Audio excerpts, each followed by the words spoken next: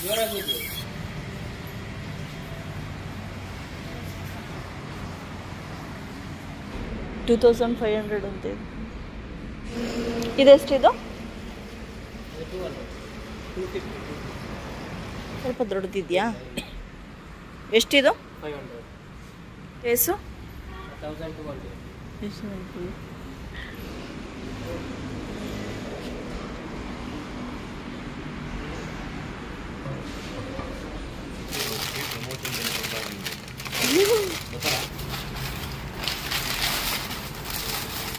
ಅವು ಕಾಸ್ಟ್ಲಿ. ಅದೊಂದು $1,000, ಇದು 1,300 ಏನೋ. Hi hello friends, welcome back to my channel middle class lifestyle. ಇವತ್ತಿನ ಈ ವ್ಲಾಗ್ನ ಶುರು ಮಾಡ್ತಾ ಇದ್ದೀನಿ. ಇವತ್ತಿನ ದಿನ ನಿಮ್ಮನ್ನೆಲ್ಲನೂ ಕೂಡ ಒಂದೊಳ್ಳೆ ಜಾಗಕ್ಕೆ ಕರ್ಕೊಂಡು ಹೋಗ್ತಾ ಇದ್ದೀನಿ. ನಾನು ಇಲ್ಲಿಗೆ ತುಂಬ ದಿನದಿಂದ ಬರಬೇಕು ಅಂತ ಅಂದ್ಕೊಂಡಿದ್ದೆ, ಆದರೆ ಬರೋದಕ್ಕಾಗಿರಲಿಲ್ಲ. ಇವತ್ತು ಟೈಮ್ ಕೂಡ ಬಂದಿದೆ. ಹಾಗಾಗಿ ಇವತ್ತು ನಾವು ಬಂದಿರೋದು ಕ್ಲೇ ಕಾರ್ಡ್ಸ್ ಅನ್ನೋ ಒಂದು ಅಂಗಡಿಗೆ. ಇಲ್ಲಿ ನಿಮಗೆ ಮಣ್ಣಿನಿಂದ ಮಾಡಿರೋವಂಥ ಯಾವುದೇ ವಸ್ತು ಬೇಕಾದರೂ ಸಿಗತ್ತೆ. ಈ ಕ್ಲೇ ಕಾರ್ಟ್ ಅನ್ನೋ ಒಂದು ಅಂಗಡಿ ಏನಿದೆ ಅದು ಬೆಂಗಳೂರು ಹಾಗೆ ತುಮಕೂರು ಹೈವೇಲಿ ನಿಮಗೆ ಸಿಗುತ್ತೆ. ತುಮಕೂರು ಕಡೆಯಿಂದ ಬೆಂಗಳೂರಿಗೆ ಬರುವಾಗ ನೆಲಮಂಗಲ ಬಿಟ್ಟು ಇನ್ನು ಸ್ವಲ್ಪ ಮುಂದಕ್ಕೆ ಬಂದರೆ ಈ ಅಂಗಡಿ ಸಿಗುತ್ತೆ. ಬಿನ್ಮಂಗಲ ಅನ್ನೋ ಒಂದು ಜಾಗದಲ್ಲಿ ಇರೋವಂಥ ಅಂಗಡಿ ಇದು. ತುಮಕೂರಿಂದ ಬೆಂಗಳೂರಿಗೆ ಬರ್ತಾ ಸರ್ವಿಸ್ ರೋಡಲ್ಲಿ ಬಂದರೆ ತುಂಬ ಅನುಕೂಲ.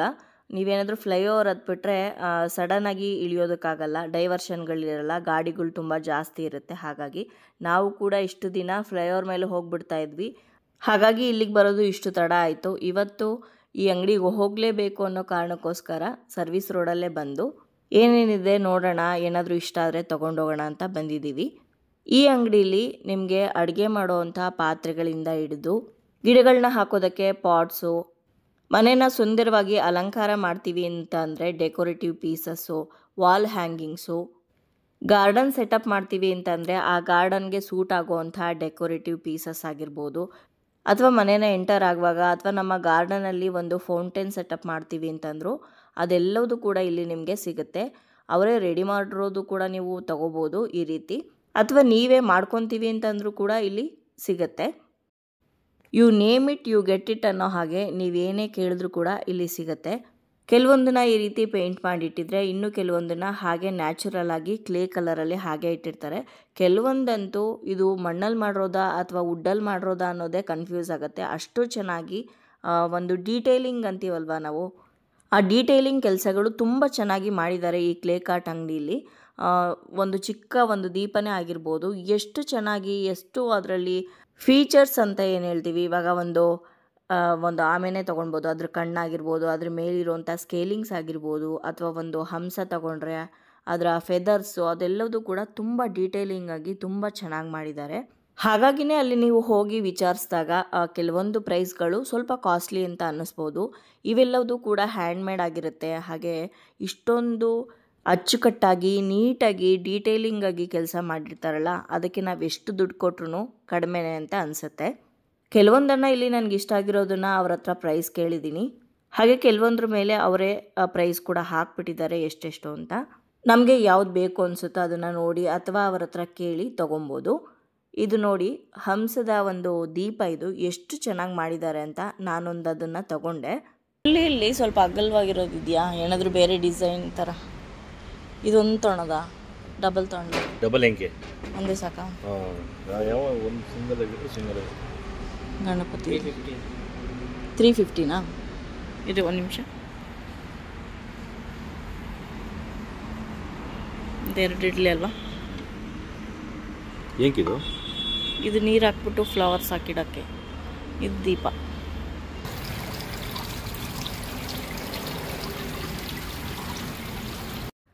ಇವರಿವಾಗ ಒಂದು ಚಿಕ್ಕದು ಅದು ಬರ್ಡ್ದು ವಿಷಲ್ ಇದು. ಇದರಲ್ಲಿ ನೀರು ಹಾಕ್ಬಿಟ್ಟು ಅದನ್ನು ಊದಿದ್ರೆ ಸೇಮ್ ಪಕ್ಷಿ ಯಾವ ರೀತಿ ಸೌಂಡ್ ಮಾಡುತ್ತೋ ಅದೇ ರೀತಿ ಸೌಂಡ್ ಮಾಡುತ್ತೆ. ಇವ್ರದ್ದು ಫೇಮಸ್ ಇದು ಆ್ಯಕ್ಚುಲಿ. ಬರೀ 50 ರುಪೀಸ್ದಿದು. ತುಂಬ ಚೆನ್ನಾಗಿ, ನಿಜವಾಗ್ಲೂ ಪಕ್ಷಿನೇ ಕೂಗ್ತಾ ಇದೆಯೇನೋ ಅಂತ ಅನಿಸ್ಬೇಕು, ಅಷ್ಟು ಚೆನ್ನಾಗಿರುತ್ತೆ. ಆಮೇಲೆ ಇಲ್ಲಿ ಇನ್ನೊಂದು ಏನಂದರೆ, ತುಂಬ ವೆರೈಟಿ ವಿಂಡ್ ಬೆಲ್ಸ್ ಇತ್ತು. ಅಂದರೆ ಗಾಳಿ ಜೋರಾಗಿ ಬೀಸಿದಾಗ ಮನೆ ಮುಂದೆ ಹಾಕಿದ್ರೆ ಅದು ಸೌಂಡ್ ಮಾಡುತ್ತಲ್ವ, ಆ ಥರದ್ದು. ಅದನ್ನು ವಾಲ್ ಹ್ಯಾಂಗಿಂಗ್ಸ್ ಥರನೂ ಯೂಸ್ ಮಾಡ್ಬೋದು. ಹಾಗೆ ಗಾಳಿ ಬಂದಾಗ ಚೆನ್ನಾಗಿ ಸೌಂಡ್ ಕೇಳಿಸ್ತಾ ಇರುತ್ತೆ. ಇವಾಗ ತೋರಿಸ್ತಾ ಇದ್ದೀನಲ್ಲ, ಈ ಥರದ್ದು ಸುಮಾರು ಥರದ್ದಿತ್ತು. 350ಇಂದ ಶುರುವಾಗತ್ತಂತೆ ಅದು. ನಾವು ಅದನ್ನು ತಗೊಳ್ಳಿಲ್ಲ, ಯಾಕಂದರೆ ನಮ್ಮ ಮನೆ ಮುಂದೆ ಅದು ಹ್ಯಾಂಗ್ ಮಾಡೋದಕ್ಕೆ ಅಂತ ಅಂದ್ಬಿಟ್ಟು ಮೋಲ್ಡ್ ಹಾಕ್ಸ್ವಾಗ್ಲೇ ಅಂದರೆ ಮನೆ ಕಟ್ಸುವಾಗ್ಲೇ ನಾವು ಬಿಟ್ಟಿರಬೇಕು, ಅದನ್ನು ಕಬ್ಬಿಣದ್ದು ಹಾಕ್ಸಿರ್ಬೇಕು ಹುಕ್ಕು. ಅದನ್ನು ಹಾಕ್ಸಿದ್ರೆ ಈಸಿಯಾಗಿ ನಾವು ಹ್ಯಾಂಗ್ ಮಾಡ್ಬೋದು. ಆದರೆ ನಮ್ಮ ಮನೇಲಿ ಯಾವುದೇ ಹುಕ್ಕನ್ನ ಹಾಕ್ಸಿಲ್ಲ ನಾವು. ಚಿಕ್ಕದೊಂದು ವಿಂಡ್ ಬೆಲ್ನ ನಾನು ಮಡಿಕೇರಿಗೆ ಹೋದಾಗ ತೊಗೊಂಡು ಬಂದಿದ್ದೆ, ಅದೇ ಸಾಕು ಅಂತಂದ್ಬಿಟ್ಟು ಇವತ್ತೇನು ಅದನ್ನು ತಗೊಳ್ಳಿಲ್ಲ. ಇದು ಇವಾಗ ನೋಡ್ತಾ ಇರೋದು ಬುದ್ಧ ಫೇಸ್ ಪ್ಲ್ಯಾಂಟರ್. ಇದು ಗಿಡ ಹಾಕ್ಬೋದು ನಾವು ಅದರೊಳಗಡೆ.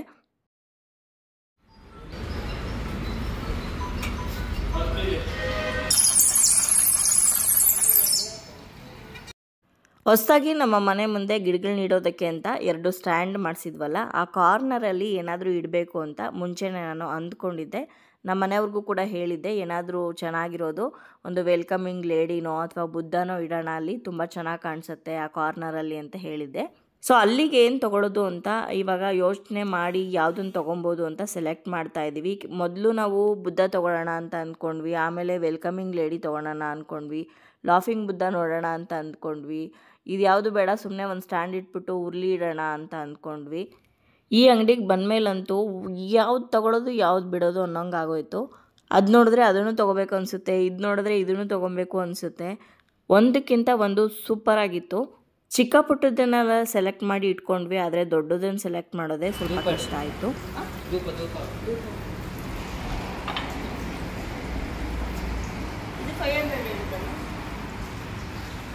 ಹಾಕೋದು ನೋಡೋಕ್ಕೂ ಚೆನ್ನಾಗಿರ್ತದೆ.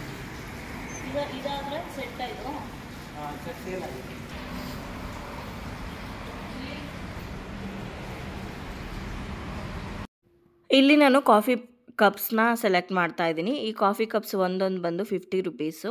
ಯಾವ ಡಿಸೈನ್ ಬೇಕಾದರೂ ನಾವು ತೊಗೊಬೋದು. ರೀಸೆಂಟಾಗಿ ನಾವು ಕಾಶಿಗೆ ಹೋದಾಗ ಅಲ್ಲಿ ಮಣ್ಣಿನ ಮಡಿಕೆಯಲ್ಲಿ ಟೀ ಕುಡಿದ್ಬಿಟ್ಟು ಆ ಟೀಗಂತೂ ಫಿದಾ ಆಗಿಬಿಟ್ಟಿದ್ವಿ. ಯಾಕಂದರೆ ಅಷ್ಟು ಚೆನ್ನಾಗಿ ಇರ್ತಾಯಿತ್ತು. ಟೀನೇ ಅಷ್ಟು ರುಚಿನೋ ಅಥವಾ ಮಣ್ಣಿನ ಕಪ್ಪಲ್ಲಿ ನಾವು ಟೀ ಕುಡಿತಾ ಇದ್ದಿದ್ದಷ್ಟು ರುಚಿನೋ ಗೊತ್ತಿಲ್ಲ, ಬಟ್ ತುಂಬ ಅಂದರೆ ತುಂಬಾ ಚೆನ್ನಾಗಿರ್ತಾಯಿತ್ತು. ಹಾಗಾಗಿ 2 ಕಪ್ಸ್ನ ತೊಗೊಂಡೋಗೋಣ ಮನೆಗೆ ಅಂತ ಅಂದ್ಬಿಟ್ಟು, ಕಡಿಮೆನೂ ಬೆಲೆ ಇತ್ತಲ್ವ, ಹಾಗಾಗಿ 2 ಕಪ್ಸ್ನ ಸೆಲೆಕ್ಟ್ ಮಾಡ್ತಾ ಇದ್ದೀವಿ.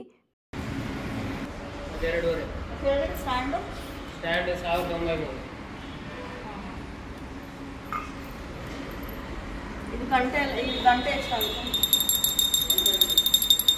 150ನಾ?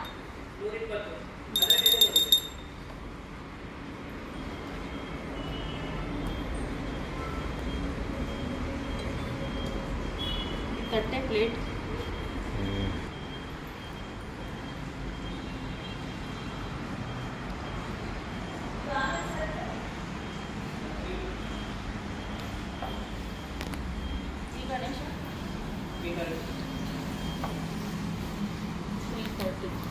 ಇದೆಲ್ಲ ದೀಪನೇನಾ?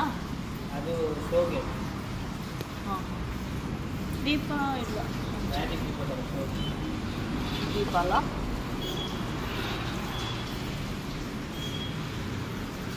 ಇದು ವಾಸ, ಇದು ಎಷ್ಟಿದು?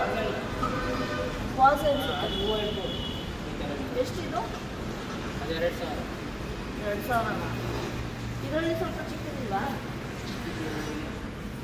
ಇವಾಗ ಇಲ್ಲಿ ಒಂದಷ್ಟು ಸೆಲೆಕ್ಟ್ ಮಾಡಿ ಇಟ್ಟಿದ್ದೀವಿ. ಹಾಗೆ ಆ ಕಾರ್ನರಲ್ಲಿ ಇಡೋದಕ್ಕೆ ಯಾವ್ದು ತೊಗೊಂಡ್ರೆ ಚೆನ್ನಾಗಿರುತ್ತೆ ಅಂತ ಯೋಚನೆ ಮಾಡಿ, ಅದು ಒಂದು ಸ್ಟ್ಯಾಂಡ್ ಮೇಲೆ ಇಟ್ಟರೆ ಯಾವ ರೀತಿ ಕಾಣಿಸುತ್ತೆ ಅಂತ ಅವರೇ ತೋರಿಸ್ತಾಯಿದ್ರು. ಅಥವಾ ಫೌಂಟೇನ್ ಮಾಡ್ಕೊತೀವಿ ಅಂತಂದರೆ ಯಾವ ರೀತಿ ಮಾಡ್ಬೋದು ಅಂತ ಎಲ್ಲ ತೋರಿಸ್ತಾಯಿದ್ರು. ಮೊದಲಿಗೆ ಈ ರೀತಿ ಸ್ಟ್ಯಾಂಡ್ ಇಟ್ಟು ಒಂದು ಬುದ್ಧ ಇಡೋಣ ಅಂದ್ಕೊಂಡ್ವಿ. ಅದಾದಮೇಲೆ ವೆಲ್ಕಮಿಂಗ್ ಲೇಡಿ ಇಟ್ಬಿಟ್ಟು ಅದು ಫೌಂಟೇನ್ ರೀತಿ ಏನಾದರೂ ಮಾಡೋಣ ಅಂತ ಅಂದ್ಕೊಂಡ್ವಿ. ಯಾವ ರೀತಿ ಮಾಡ್ಬೋದು ಅಂತ ಎಲ್ಲ ಐಡಿಯಾ ಕೊಡ್ತಾರೆ. ಅಥವಾ ನೀವೇನೇ ಮಾಡ್ಕೊತೀವಿ ಅಂತಂದ್ರೂ ಹೀಗೀಗೆ ಮಾಡ್ಕೊಳ್ಳಿ, ಇದನ್ನ ಇಟ್ಕೊಳ್ಳಿ, ಚೆನ್ನಾಗಿರುತ್ತೆ ಅಂತಲೂ ಕೂಡ ಹೇಳ್ತಾರೆ. ಅಲ್ಲಿ ನೋಡ್ತಾ ಇದ್ರೆ ನೋಡ್ತಾನೆ ಇರಬೇಕು ಅಂತ ಅನಿಸ್ತಾ ಇರುತ್ತೆ. ಆ ಕುದುರೆ ಎಷ್ಟು ಅಟ್ರಾಕ್ಟಿವ್ ಆಗಿತ್ತು ಅಂದರೆ ತುಂಬಾ ಚೆನ್ನಾಗಿತ್ತು. ಮಣ್ಣಿಂದ ಏನಂದರೆ ಈ ಮಕ್ಕಳುಗಳೆಲ್ಲ ಇರುವಾಗ ಸ್ವಲ್ಪ ಕಷ್ಟ, ತುಂಬ ಕಾಸ್ಟ್ಲಿ ದುಡ್ಡು ಕೊಟ್ಟು ತೊಗೊಂಡೋಗಿ ಅದೇನಾದರೂ ಒಡೆದೋಯ್ತು ಅಂದರೆ ಹೊಟ್ಟೆ ಉರಿಯುತ್ತೆ. ಆದರೆ ಏನಂದರೆ ಮಣ್ಣಿನಲ್ಲಿ ಮಾಡಿರೋವಂಥ ವಸ್ತುಗಳಾಗಿರೋದ್ರಿಂದ ನೇಚರ್ ಫ್ರೆಂಡ್ಲಿ ಇವು, ನೇಚರ್ಗೆ ಯಾವುದೇ ಹಾನಿಗಳಾಗೋದಿಲ್ಲ. ಈ ಪ್ಲಾಸ್ಟಿಕ್ ಎಲ್ಲ ತೊಗೊಂಡು ಯೂಸ್ ಮಾಡಿ ಅದನ್ನು ಬಿಸಾಕೋದ್ರ ಬದಲು ಈ ರೀತಿ ಮಣ್ಣಿನ ತೊಗೊಂಡು ಯೂಸ್ ಮಾಡಿ ಅದು ಒಡೆದೋದ್ರೂ ಕೂಡ ಈ ಪರಿಸರಕ್ಕೇನೋ ಹಾನಿ ಆಗೋದಿಲ್ಲ. ಹಾಗೆ ಮಣ್ಣಿನ ಪಾತ್ರೆಗಳಲ್ಲಿ ಊಟ ಮಾಡೋದು ಕೂಡ ತುಂಬಾ ಒಳ್ಳೆಯದು ಆರೋಗ್ಯಕ್ಕೆ. ನಮ್ಮ ಮನೇಲಿ ಒಂದು 2-3 ಪಾತ್ರೆಗಳಿದೆ, ಹಾಗಾಗಿ ನಾನು ಯಾವುದೇ ಪಾತ್ರೆನಾಗಲಿ ಮಡಿಕೆನಾಗಲಿ ತೊಗೊಂಡಿಲ್ಲ. ಇದು ನೀರು ತುಂಬಿಸೋವಂಥ ಮಡಿಕೆ. ಇದು ನಮಗೆ ಟ್ಯಾಪ್ ಕೂಡ ಅಟ್ಯಾಚ್ ಮಾಡಿಕೊಡ್ತಾರೆ. ಲೀಟರ್ ಪ್ರೈಸು ವೇರಿ ಆಗ್ತಾ ಹೋಗುತ್ತೆ. ಚಿಕ್ಕದಾದರೆ ಸ್ವಲ್ಪ ಕಡಿಮೆ, ದೊಡ್ಡದು ಪೇಂಟ್ ಮಾಡೋದು ಬೇಕು ಅಂದರೆ ಸ್ವಲ್ಪ ಕಾಸ್ಟ್ಲಿ ಆಗುತ್ತೆ. ಹಾಗೆ 1000 ರುಪೀಸ್ ಮೇಲೆ ನೀವೇನೇ ಶಾಪಿಂಗ್ ಮಾಡಿದ್ರೂ ಕೂಡ 10% ಆಫರ್ ಕೊಡ್ತಾರೆ. ಈಗ ನಮಗೆ ಏನೇನು ಬೇಕೋ ಅದನ್ನೆಲ್ಲ ಶಾಪಿಂಗ್ ಮಾಡಿದ್ದಾಯಿತು. ತೊಗೊಂಡಿರೋದನ್ನೆಲ್ಲ ನೀಟಾಗಿ ನ್ಯೂಸ್ ಪೇಪರ್ ಹಾಕಿ ವ್ರ್ಯಾಪ್ ಮಾಡಿ ಒಂದು ಸ್ವಲ್ಪನೂ ಡ್ಯಾಮೇಜ್ ಆಗದೆ ಇರೋ ಥರ ಪ್ಯಾಕ್ ಮಾಡಿಬಿಟ್ಟು ಇಡ್ತಾ ಇದ್ದಾರೆ. ತುಂಬ ಡೆಲಿಕೇಟ್ ಆಗಿರುತ್ತೆ ಈ ಮಣ್ಣಿಂದು, ಹಾಗಾಗಿ ಹೇಗಂದರೆ ಹಾಗೆ ತೊಗೊಂಡೋಗೋದಕ್ಕಾಗಲ್ಲ, ನೀಟಾಗಿ ಪ್ಯಾಕ್ ಮಾಡಿ ತೊಗೊಂಡೋಗ್ಬೇಕಾಗತ್ತೆ. ದೀಪಾವಳಿ ಟೈಮಲ್ಲಂತೂ ತುಂಬಾ ವೆರೈಟಿ ದೀಪಗಳು ಬರುತ್ತೆ ಅಂತ ಅನಿಸುತ್ತೆ. ಇವಾಗ ಸ್ವಲ್ಪ ದೀಪಗಳ ಕಲೆಕ್ಷನ್ ಕಡಿಮೆನೇ ಇತ್ತು. ನಿಮಗೇನಾದರೂ ನಿಮ್ಮ ಮನೇನ ಚೆನ್ನಾಗಿ ಅಲಂಕಾರ ಮಾಡಬೇಕು, ಡೆಕೋರೇಟಿವ್ ಆಗಿ ಇಡಬೇಕು ಅಂತ ಅನಿಸಿದ್ರೆ ಒಂದು ಸಲನಾದರೂ ಈ ಅಂಗಡಿಗೆ ಭೇಟಿ ಕೊಡಿ. ತುಂಬಾ ಚೆನ್ನಾಗಿರುವಂತಹ ಕಲೆಕ್ಷನ್ಸ್ ಇದೆ. ತೊಗೊಳ್ಲಿಲ್ಲ ಅಂದರೂ ನೋಡೋಕ್ಕಾದರೂ ಒಂದ್ಸಲಿ ಖಂಡಿತ ಬನ್ನಿ. ಇನ್ನು ಇವಾಗ ಇವರ ನಂಬರು ಹಾಗೆ ಅಡ್ರೆಸ್ನ ನಾನು ಇಲ್ಲಿ ಸ್ಕ್ರೀನ್ ಮೇಲೆ ಹಾಕಿರ್ತೀನಿ, ನೀವು ಬೇಕಿದ್ರೆ ಹೋಗ್ಬೋದು. ಬೆಳಗ್ಗೆ 9 ಗಂಟೆಯಿಂದ ರಾತ್ರಿ 8 ಗಂಟೆವರೆಗೂ ಅಂಗಡಿ ಓಪನ್ ಇರುತ್ತೆ. ಬಿನ್ಮಂಗ್ಲ ಹತ್ರ ಸ್ಪರ್ಶ ಮಸಾಲ ಇಂಡಸ್ಟ್ರಿ ಇದೆ, ಅಲ್ಲಿ ಅರ್ಶನಕುಂಟೆ ಪೋಸ್ಟು ಹಾಗೆ ನೆನ್ಮಂಗ್ಲ ತಾಲೂಕು, ಬೆಂಗಳೂರು ಗ್ರಾಮಾಂತರ ಜಿಲ್ಲೆ. ಅವ್ರ ನಂಬರ್ ಕೂಡ ಇದೆ, ಕಾಲ್ ಮಾಡಿಬಿಟ್ಟು ಹೋಗಿ ಬನ್ನಿ. ಇವಾಗ ಪ್ಯಾಕಿಂಗ್ ಎಲ್ಲ ಆಗಿದೆ. ಈ ಪ್ಯಾಕ್ ಮಾಡಿರೋದನ್ನೆಲ್ಲ ಇವಾಗ ಕಾರ್ ಒಳಗಡೆ ಇಡ್ತಾ ಇದ್ದೀವಿ. ನಾನು ಮನೆಗೆ ಹೋದ್ಮೇಲೆ ನಾನು ಏನೇನು ತೊಗೊಂಡು ಬಂದೆ ಅನ್ನೋದನ್ನು ನಿಮಗೆ ತೋರಿಸ್ತೀನಿ. ಮನೆಗೆ ಬಂದಿದ್ದಾಯಿತು. ಮನೆಗೆ ಬಂದು ಊಟ ಎಲ್ಲ ಮುಗಿಸಿ ಇವಾಗ ಏನೇನು ತೊಗೊಂಡು ಬಂದೆ ಅನ್ನೋದನ್ನು ನಿಮ್ಮ ಜೊತೆ ಶೇರ್ ಮಾಡ್ಕೊಳ್ತಾ ಇದ್ದೀನಿ. ಮೊದಲು ತೊಗೊಂಡಿದ್ದು ಈ ಪಕ್ಷಿ ಥರ ಇರುವಂಥ ಒಂದು ವಿಷಲ್ಲು. ಇದು 50 ರುಪೀಸ್ ಒಂದು. ಇದರೊಳಗಡೆ ನೀರು ಹಾಕ್ಕೊಂಡು ಊದಿದ್ರೆ ಸೇಮ್ ಪಕ್ಷಿ ಸೌಂಡ್ ಮಾಡ್ದಂಗೆ ಕೇಳಿಸುತ್ತೆ. ಇದಾದಮೇಲೆ 2 ಕಾಫಿ ಕಪ್ನ ತೊಗೊಂಡೆ. ಇದು ಕೂಡ 50 ರುಪೀಸ್ ಒಂದೊಂದು. 2 ತೊಗೊಂಡಿದ್ದೀನಿ ನಾನು. ಆ ಫಿನಿಶಿಂಗ್ ನೋಡಿ ಎಷ್ಟು ಚೆನ್ನಾಗಿದೆ ಅಂತ, ಸೆರಾಮಿಕ್ದೇನೋ ಅಂತ ಅನ್ನಿಸ್ಬೇಕು, ಅಷ್ಟು ಚೆನ್ನಾಗಿದೆ ಫಿನಿಶಿಂಗ್ ಎಲ್ಲದರಲ್ಲೂ ಅಷ್ಟೇ. ಈ 2 ಕಪ್ಸ್ಗಳನ್ನ ತೊಗೊಂಡಿದ್ದೀನಿ. ಇದಾದಮೇಲೆ ತುಳಸಿ ಗಿಡದ ಹತ್ರ ಹಚ್ಚೋದಕ್ಕೆ ಅಂತ ಒಂದು ಹಂಸದ ಶೇಪಲ್ಲಿ ಇರುವಂಥ ದೀಪನ ತೊಗೊಂಡೆ. ಎಷ್ಟು ಮುದ್ದಾಗಿದೆ ಅಂತ ಅಂದರೆ ಈ ದೀಪ ನೋಡೋದಕ್ಕೆ 2 ಕಣ್ಣು ಸಾಲದು. ಈ ಹೋಲ್ ಏನು ಕಾಣಿಸ್ತಾ ಇದೆ ಅಲ್ಲಿ ಬತ್ತಿನ ಹಾಕಿ ದೀಪ ಹಚ್ಚುವಂಥದ್ದು.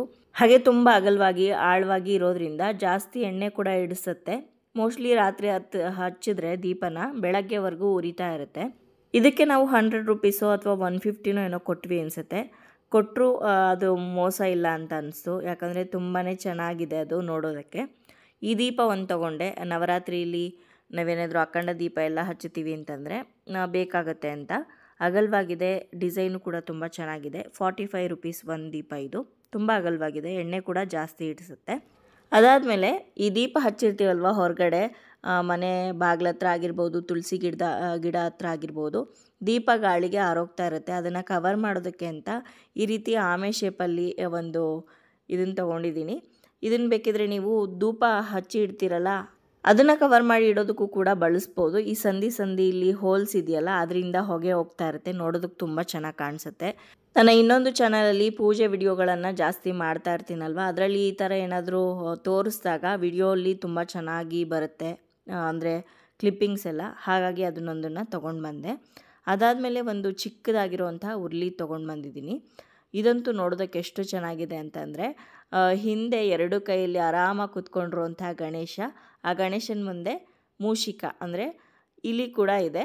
ಇದರೊಳಗಡೆ ನೀರು ಹಾಕಿ ನಾವು ಹೂಗಳನ್ನೆಲ್ಲ ಹಾಕಿ ಮನೆ ಮುಂದೆ ಇಡ್ಬೋದು, ಅಥವಾ ವರಮಹಾಲಕ್ಷ್ಮಿ ಹಬ್ಬದಲ್ಲಿ ಇಡ್ಬೋದು, ಚೆನ್ನಾಗಿರುತ್ತೆ. ಉರ್ಲಿ ಥರ ಯೂಸ್ ಮಾಡೋದಕ್ಕೆ ಇಷ್ಟ ಇಲ್ಲ ಅಂತಂದರೆ ದೇವ್ರ ಮುಂದೆ ಪ್ರಸಾದ ಇಡೋದಕ್ಕೆ ಬಳಸ್ಬೋದು. ನನ್ನ ಮಗ ಇದರಲ್ಲಿ ಮೋದಕ ಇಟ್ಟರೆ ಚೆನ್ನಾಗಿರುತ್ತಮ್ಮ ಅಂತ ಹೇಳ್ತಾ ಇದ್ದ. ಹಾಗೆ ಅರಿಶಿನ ಕುಂಕುಮಕ್ಕೂ ಕೊಡೋದಕ್ಕೂ ಕೂಡ ಬಳಸ್ಬೋದು, ತುಂಬ ಯೂನಿಕ್ ಆಗಿರುತ್ತೆ. ಅದಕ್ಕೆ 350 ಅಂತ ಅನಿಸುತ್ತೆ ನಾವು ಕೊಟ್ಟಿದ್ದು. ಅದಾದಮೇಲೆ ಒಂದು ದೊಡ್ಡ ಉರ್ಲಿ ತೊಗೊಂಡು ಬಂದಿದ್ದೀನಿ. ಇದನ್ನು ತೊಗೊಂಡು ಬಂದಿರೋ ಉದ್ದೇಶ ಏನು ಅಂತ ಇನ್ನೊಂದು ವಿಡಿಯೋದಲ್ಲಿ ಹೇಳ್ತೀನಿ ನಾನು. ತುಂಬ ಅಗಲವಾಗಿದೆ, ಜಾಸ್ತಿ ನೀರು ಹಿಡಿಸುತ್ತೆ. ನಾವು ಇದಕ್ಕೆ ಹೂಗಳನ್ನ ಹಾಕಿ ಡೆಕೋರೇಟಿವ್ ಮಾಡೋದಕ್ಕೂ ಕೂಡ ಬಳಸ್ಬೋದು, ಉರ್ಲಿ ಥರ ಯೂಸ್ ಮಾಡ್ಬೋದು.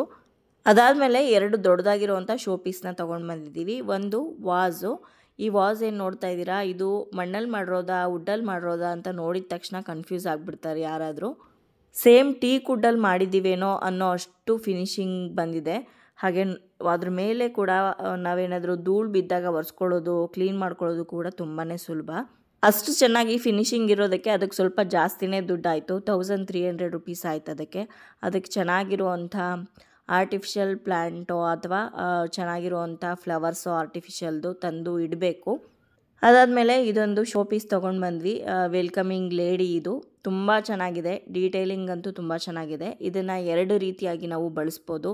ಒಂದು ವಾಸ್ ಥರ ಬಳಸ್ಬೋದು, ಮತ್ತೊಂದು ಮನೆ ಮುಂದೆ ಫೌಂಟೇನ್ ರೀತಿ ಕೂಡ ನಾವು ಮಾಡ್ಬೋದು. ನಾನೇನಾದರೂ ಫೌಂಟೇನ್ ಸೆಟಪ್ ಮಾಡಿದ್ರೆ ಯಾವ ರೀತಿ ಮಾಡ್ತೀನಿ ಅನ್ನೋದನ್ನು ಮುಂದೆ ಬರೋವಂತಹ ವಿಡಿಯೋದಲ್ಲಿ ನಿಮ್ಮ ಜೊತೆ ಶೇರ್ ಮಾಡ್ಕೊತೀನಿ. ಸ್ವಲ್ಪನೂ ಡ್ಯಾಮೇಜ್ ಆಗದೆ ಇರೋ ರೀತಿ ನೀಟಾಗೆ ಪ್ಯಾಕ್ ಮಾಡಿಕೊಟ್ಟಿದ್ರು.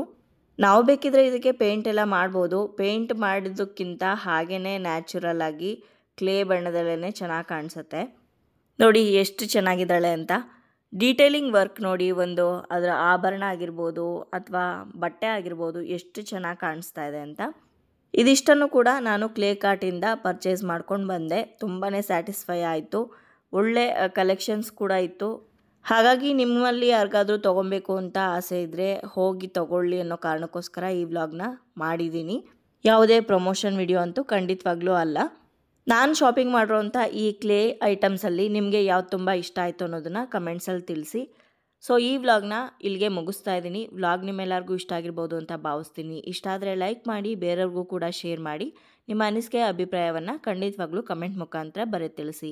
ಮತ್ತೊಂದು ಇಂಟ್ರೆಸ್ಟಿಂಗ್ ವ್ಲಾಗ್ ಜೊತೆಗೆ ನಿಮ್ಮನ್ನ ಮತ್ತೆ ಭೇಟಿ ಆಗ್ತೀನಿ. ಅಲ್ಲಿಯವರೆಗೂ ಧನ್ಯವಾದಗಳು. ಲೋಕ ಸಮಸ್ತ ಸುಖಿನೋ ಭವಂತು.